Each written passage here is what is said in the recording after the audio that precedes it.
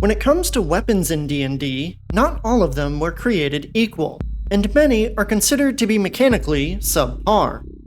On top of this, the rulebooks don't provide us much detail on these weapons, leaving us to fill in the gaps of how our weapons look and feel.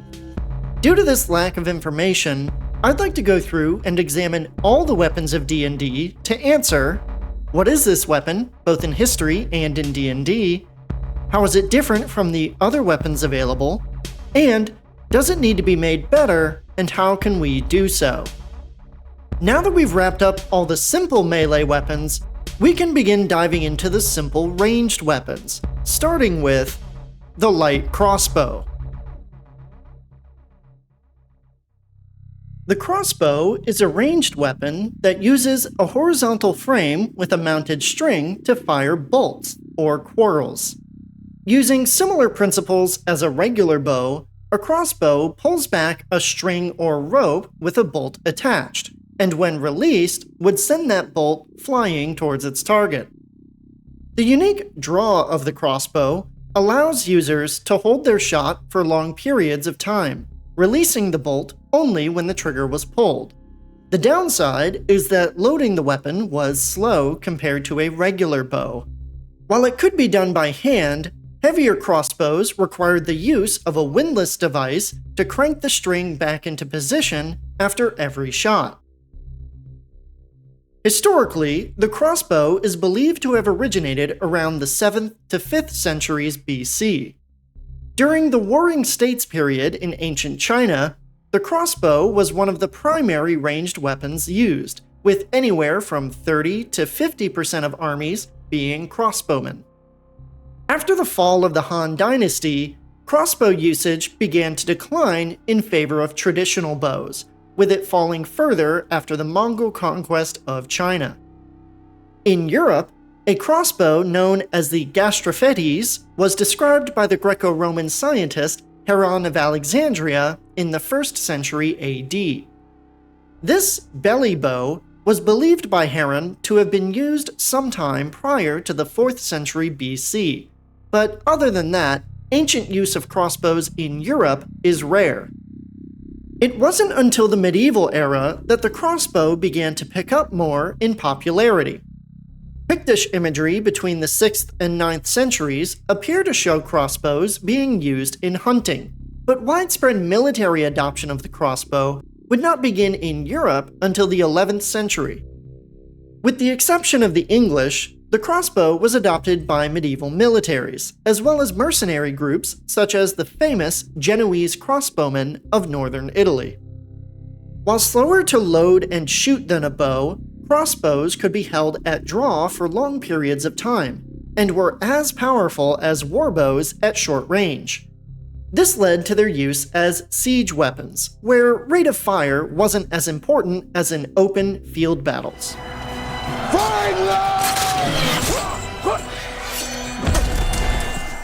Now, with this popularity in the Middle Ages, there were a lot of variations in the crossbows being used.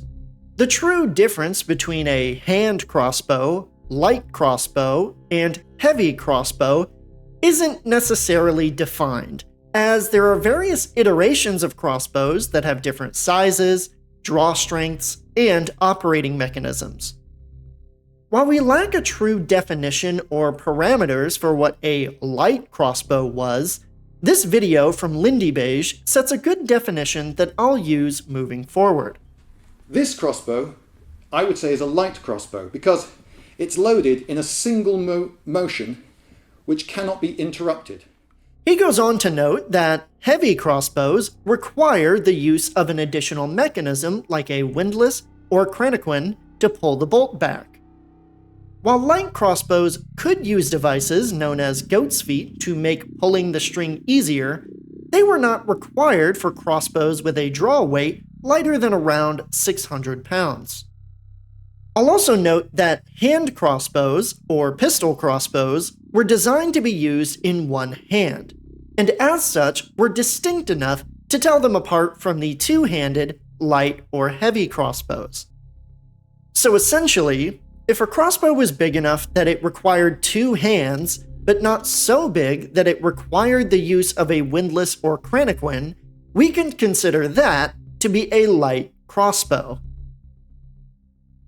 While we're here discussing the crossbow in detail, allow me a second to do some myth busting. Despite their depictions in the media, even heavy crossbows could not penetrate plate armor effectively.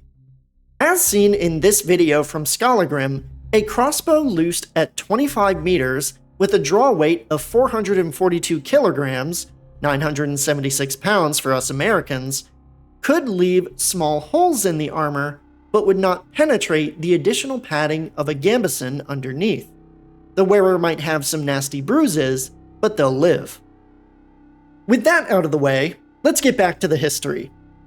Crossbows were eventually replaced in warfare by gunpowder weapons in the late 15th and early 16th centuries. Early hand cannons had slower rates of fire and much worse accuracy than contemporary crossbows, but the arquebus was able to match the crossbow's rate of fire while being far more powerful.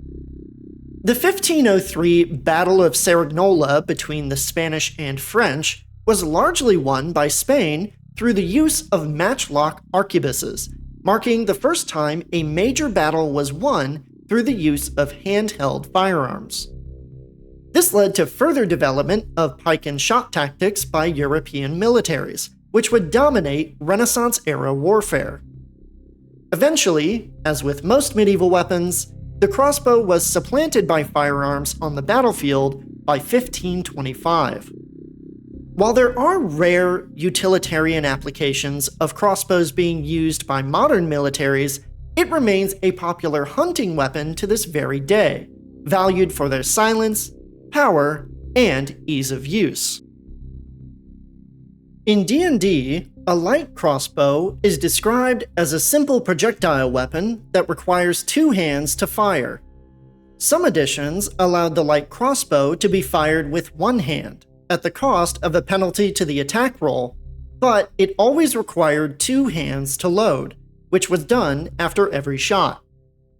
In older editions, the light crossbow would cost between 12 and 35 gold pieces, weighed between 2.3 and 3.2 kilograms, and dealt either 1d4, 1d6, or 1d8 piercing damage depending on the edition. In 5th edition, the light crossbow costs 25 gold pieces, weighs 2.3 kilograms, deals 1d8 piercing damage, and has the ammunition, range, loading, and two-handed weapon properties. At first glance, the light crossbow appears to be a really good ranged option when compared to other simple weapons like the short bow. It deals 1d8 damage, which is better than the short bow's 1d6.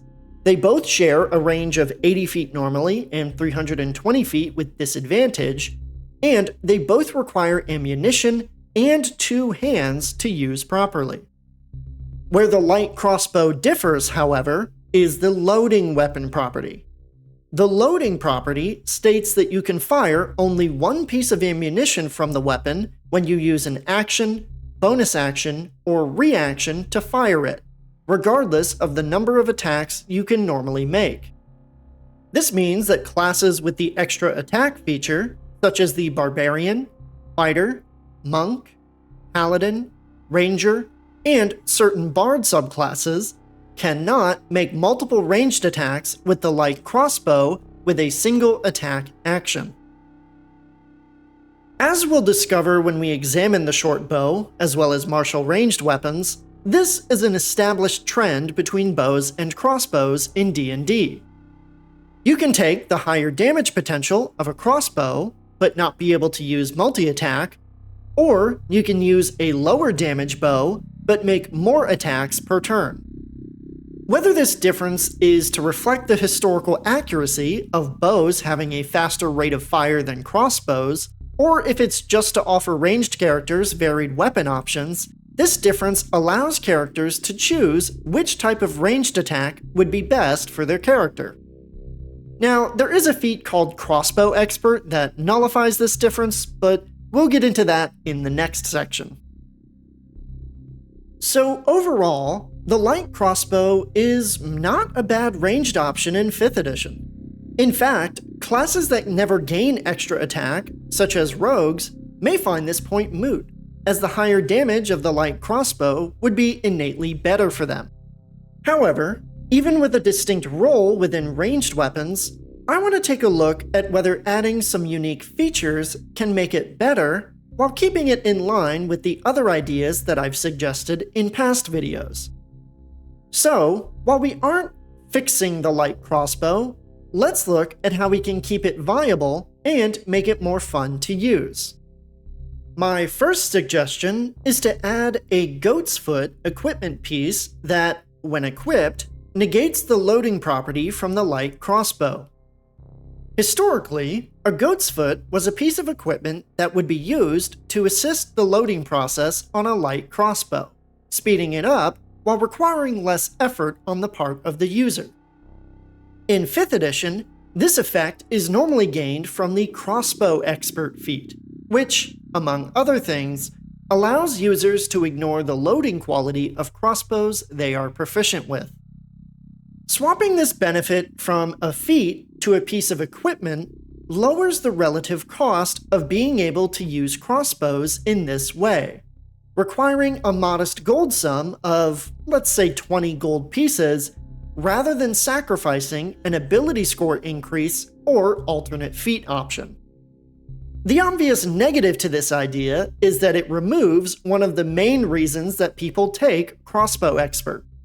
My opinion, however, is that if the majority of people are taking Crossbow Expert specifically for this one part of the feat, that ability is too necessary to be locked behind a feat, especially since feats are technically optional, meaning a DM is within their right to not allow them at the table.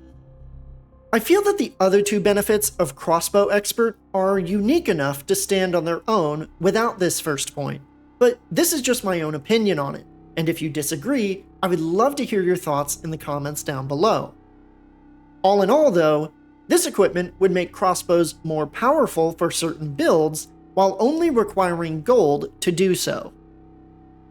My second suggestion on how to keep the light crossbow viable and fun is to bring back the expanded critical range that crossbows had in 3rd edition D&D. According to the 3.5 weapons table, light and heavy crossbows could critically strike on natural 19s or natural 20s, making it easier to critically strike with them, whereas short bows and long bows did triple damage on crits instead of double. Having these added critical properties meant that players could choose whether they wanted to critically strike more often or do more damage when they do crit. This gives crossbows and regular bows two distinct roles within crit fishing builds, where the player focuses on critically striking to do a lot of damage instead of just wielding the strongest weapon available. If crossbows like the light crossbow were given this effect back in 5th edition, it would not only reinforce the existing trend of choosing damage over rate of fire, but would make them more viable for specific character builds, like Assassin Rogues or Gloomstalker Rangers. My third and final suggestion on how to make the light crossbow more fun is to add in Pathfinder's expanded critical effect for crossbows as a special attack action. I know, in every single weapon breakdown video, I always mention Pathfinder, but this one's going to be a little different. In Pathfinder, when a critical strike is rolled with a weapon, that weapon's group adds an additional effect onto the attack. For crossbows, if a target is adjacent to a surface, this effect pins the target to that surface. The target is immobilized until freed, and must spend an action to attempt a DC 10 athletics check to free themselves. Rather than include this as a critical effect, my suggestion is to add this as a special weapon action that is innate to crossbows. In 5th edition, this action would be something along the lines of rolling a special attack action with disadvantage against a creature that is size large or smaller.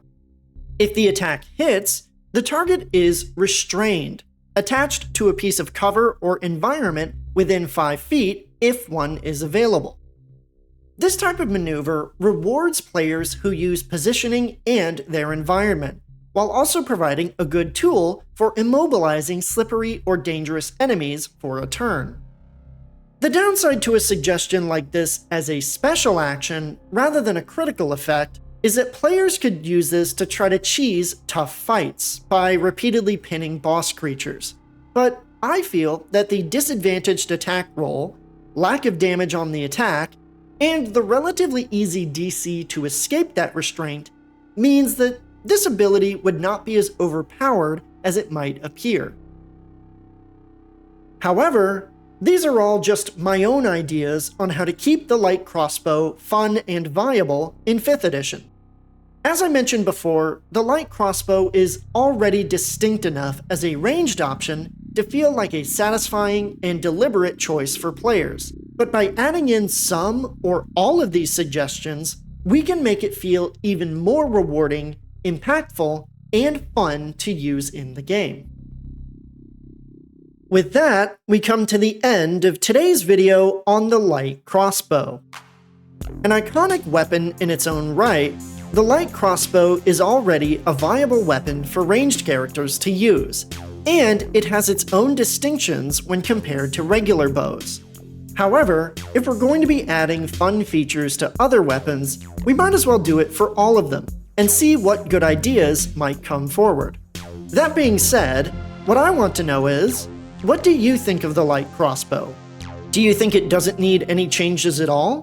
Do you agree with some of the suggestions I put forward? Or do you think that we didn't go far enough in making it better than it already is in D&D?